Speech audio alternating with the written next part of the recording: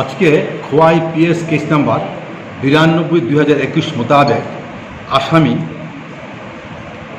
তপন দাসকে মাননীয় আদালতে সারেন্ডার করেন।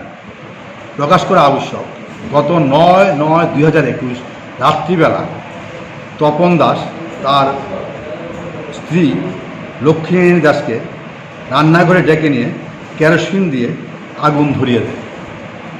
তপন দাসের 12 বছরের এক ছেলে আছে, তার নাম ত্রিদীপ দাস। সে তখন ঘুমোচ্ছিল।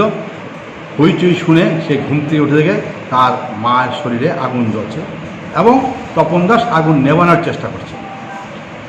পরবর্তী সময়ে তার ত্রিদীপ দাসের দাদু তথা লক্ষ্মী দাসের বাবা নন্দকুমার দাসকে খবর পেয়ে রাতারাতি ওরা হসপিটালে যায় এবং লক্ষ্মী দাসকে 90% বার্ন ইঞ্জুরি মোতাবেক খোয়াই হসপিটালে নিলে খোয়াই হসপিটালের ডাক্তারবাবু ওকে জিবিতে রেফার করে।